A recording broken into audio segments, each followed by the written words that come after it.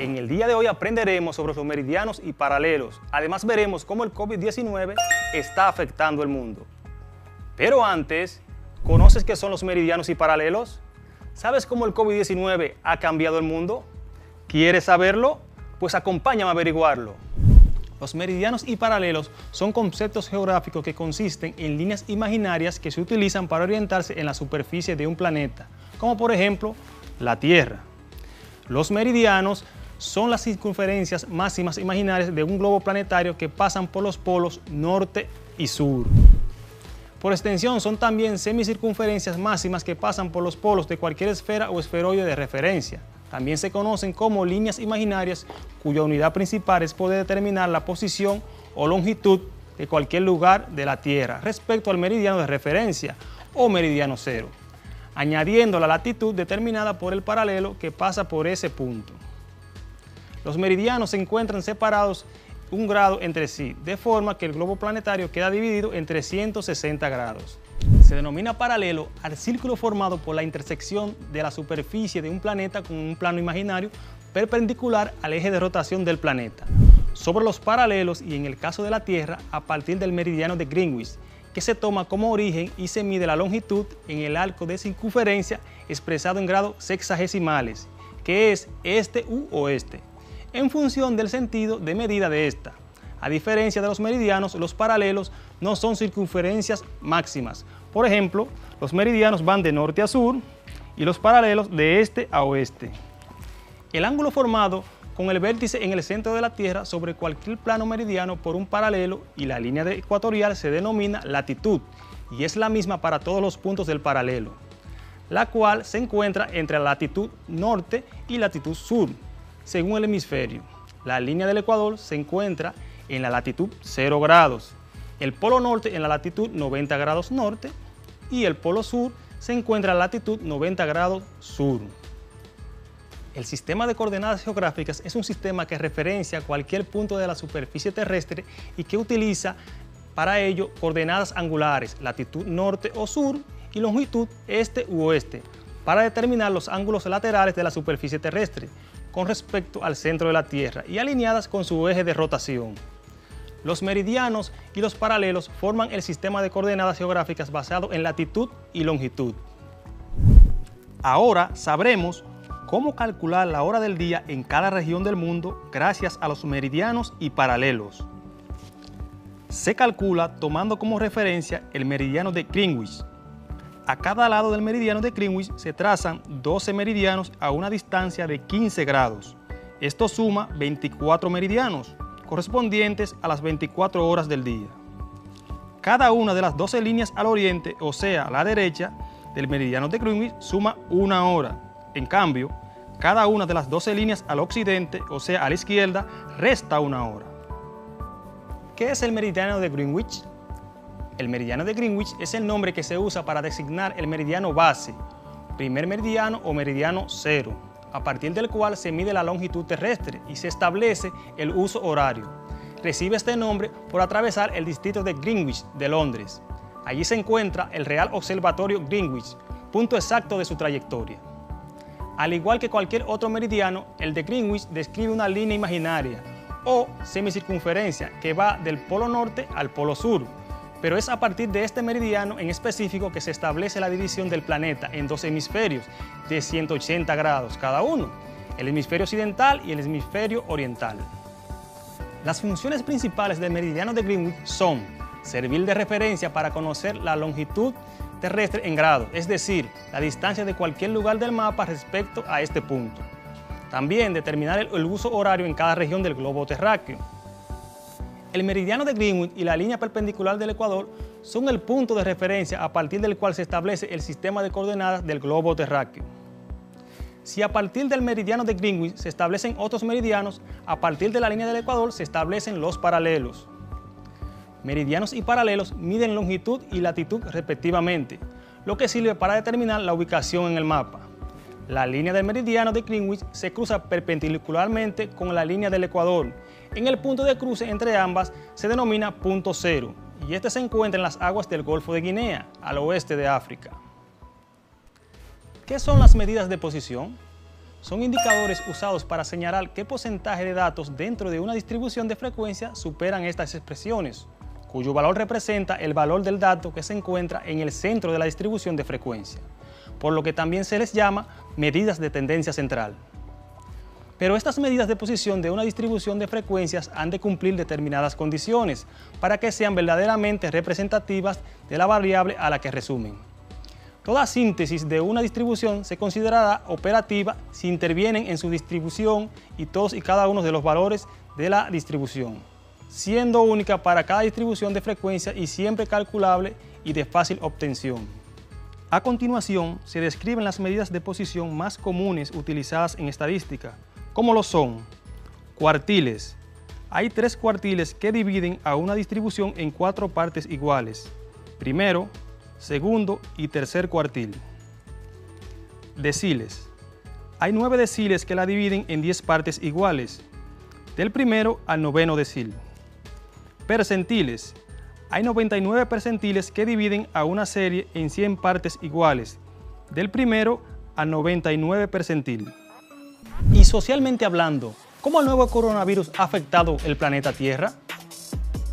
El nuevo coronavirus SARS-CoV-2 que provoca la enfermedad COVID-19 continúa extendiéndose por todo el planeta y ya ha infectado a más de 44.8 millones de personas, mientras que la cifra global de decesos se sitúa por encima de los 1.1 millones y de la de los recuperados 30.1 millones de personas. El país más afectado es Estados Unidos, con más de 8.9 millones de contagios y más de 228.000 fallecimientos, seguido de la India, que supera ya los 8 millones de casos y las 120.000 muertes, y Brasil, que rebasa los 5.4 millones de casos y acumula más de 158.000 decesos. Rusia ha superado los 1.5 millones de contagios, mientras que Francia y España han rebasado el millón de contagios, convirtiéndose en los países de la Unión Europea más afectados por la pandemia. Argentina y Colombia también superan esta cifra, mientras que el Reino Unido, México y Perú sobrepasan los 900.000 casos. Como resultado de la expansión del virus, más de la mitad de la población mundial ha sido sometida a algún tipo de confinamiento. Se ha impuesto el distanciamiento social y los desplazamientos han quedado paralizados, al igual que la actividad económica, provocando una grave recesión por todo el planeta. El foco principal de la pandemia se sitúa en América, donde los contagios siguen creciendo y los fallecidos ya superan los 635.000. Sin embargo, Europa, que ya ha sobrepasado los 270.000 decesos, afronta el otoño con una segunda ola que se está extendiendo por varios países del continente, obligando a nuevas y severas restricciones en la actividad y la movilidad, recurriendo incluso al toque de queda para frenar los contagios, sobre todo entre las personas jóvenes. Me gustaría saber, ¿qué entiendes por población mundial? ¿Qué entiendes por infografía? La población mundial es el número total de personas que viven en todo el mundo en un momento específico. Está determinada por los nacimientos y los fallecimientos de los individuos, así como por su esperanza de vida. La población mundial ha pasado de los casi 1.000 millones de habitantes que había en 1800 a los más de 6.000 millones en el año 2000. El 30 de octubre del 2011 se alcanzaron los 7.000 millones. En diciembre del 2019 superó la cifra de 7.700 millones de habitantes en todo el planeta. Algunas proyecciones estiman que la población mundial podría llegar a los 11.400 millones en el año 2050 y a 15.300 millones en el año 2100. La dinámica de la población. Las poblaciones cambian a lo largo del tiempo, son dinámicas. Si bien la población total del mundo está creciendo, los cambios no son los mismos en todos los países. Por ejemplo, en algunos países la población crece aceleradamente, en otros a un ritmo moderado y en otros disminuye. En algunos países las mujeres tienen más hijos que en otros. En algunos comienzan a tener hijos a tempranas edades, mientras que hay países en los que predomina la población joven y en otros las personas de edad avanzada. Estas diferencias de la dinámica poblacional obedecen a numerosas causas, culturales, sociales, económicas, sanitarias, entre muchas otras. Componentes de la población. Para estudiar y cuantificar la población humana deben tomarse en cuenta 3 componentes fundamentales de la misma. La tasa de natalidad, es decir, el número de nacimientos que se produce en un año por cada 1.000 habitantes. La tasa de mortalidad, es decir, el número de defunciones que se producen en un año por cada 1000 habitantes. Las migraciones, es decir, el número de inmigraciones y emigraciones que se produce en un año por cada 1000 habitantes. Definamos ahora el concepto de población absoluta y población relativa. A partir de los componentes de la población, puede hacerse un cálculo del número de la población humana o de la densidad poblacional en una región determinada. Se habla entonces de población absoluta y población relativa. Veamos. Población absoluta. La población absoluta es el número total de personas que habitan un determinado lugar en un periodo específico. Se calcula utilizando la tasa de natalidad y de mortalidad, así como los movimientos migratorios.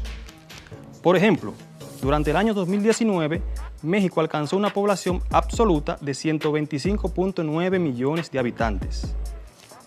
Población relativa. La población relativa es la cantidad de personas que en promedio ocupa un área determinada, o sea, metros, kilómetros, millas o hectáreas.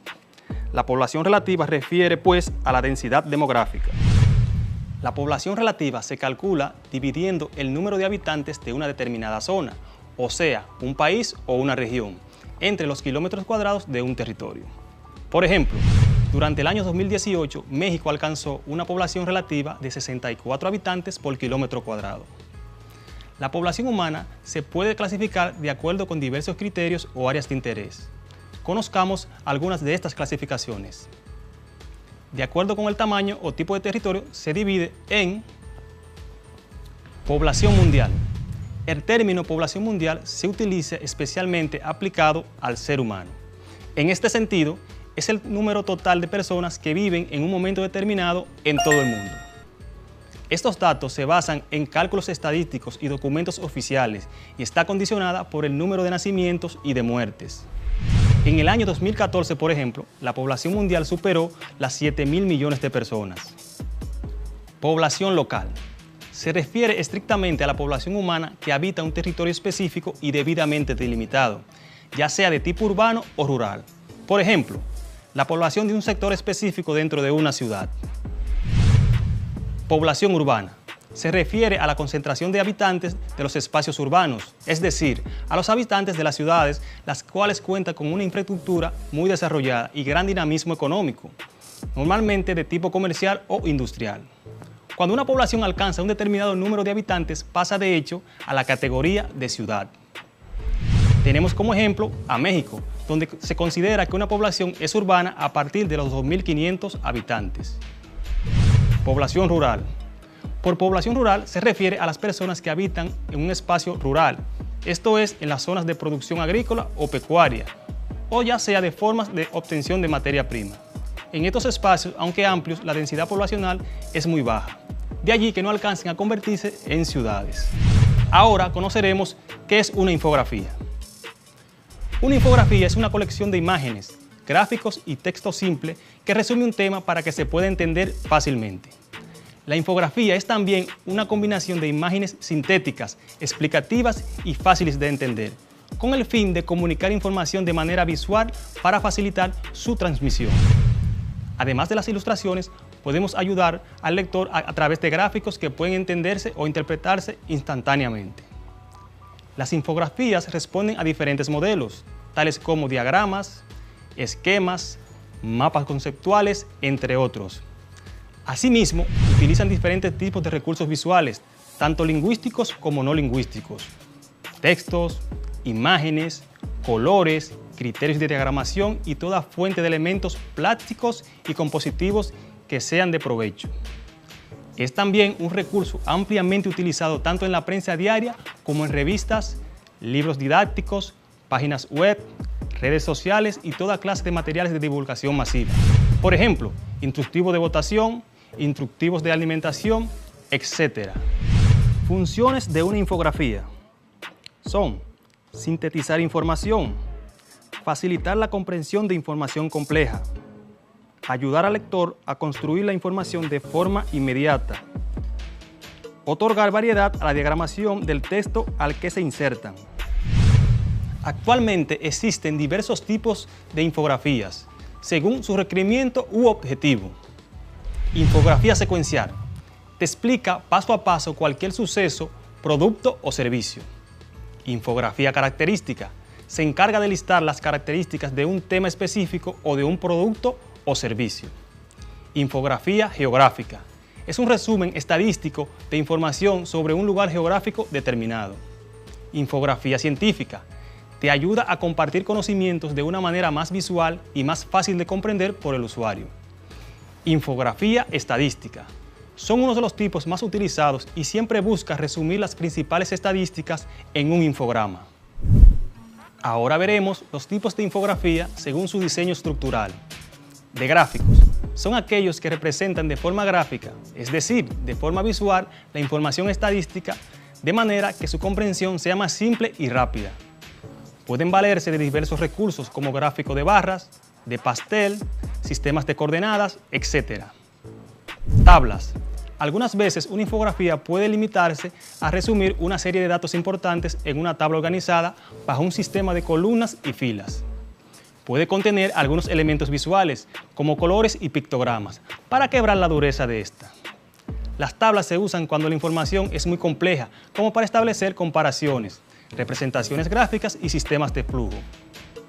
Diagramas. Un diagrama es particularmente útil para mostrar la articulación, jerarquía y procesos, así como el funcionamiento de determinados sistemas. Ahora ubicaremos en el mapa mundial los 7 países más poblados de nuestro planeta Tierra. El primero y más poblado es China, con unos 1.400 millones de personas, y se ubica justamente en el continente asiático, como pueden ver aquí. El segundo de los 7 países más poblados del mundo es India, con más de 1.366 millones de habitantes, y se ubica también en el continente asiático. Aquí lo tenemos justo al lado de China, como pueden ver bien. El tercer país en cuanto a población es Estados Unidos, con más de 329 millones de habitantes y pertenece al continente americano. Aquí lo tenemos en Norteamérica. En cuarto lugar está Indonesia, con alrededor de 270 millones de habitantes y se encuentra en el continente asiático. Aquí está al sur del continente de Asia, como pueden ver. En el quinto puesto de la lista de los 7 países más poblados del mundo figura Pakistán, con 216 millones de habitantes, y este pertenece al continente asiático. Aquí está Pakistán, justo al lado de la India y cerca de China. En sexto lugar tenemos a Brasil, con 211 millones de habitantes y pertenece al continente americano. Como pueden verlo, aquí está, es el único país de Sudamérica en esta lista. Por último tenemos a Nigeria, con unos 200 millones de habitantes aproximadamente, y pertenece al continente africano, que también es el único país de este continente que figura en este listado de los más poblados. Algo interesante a destacar es que 4 de los 7 países más poblados del mundo son del continente asiático. Espero que hayas aprendido mucho con esta interesante actividad. Hemos llegado al final de esta clase, pero antes te exhorto a seguir conociendo más acerca de la población mundial y la infografía, ya que puedes aprender mucho y beneficiarte en tu día a día. Te invito a seguir investigando y aprendiendo sobre los tipos de infografía. Recuerda afianzar más en tu cuadernillo de trabajo. Hoy aprendimos Ciencias Sociales con tu profesor Julio Pimentel.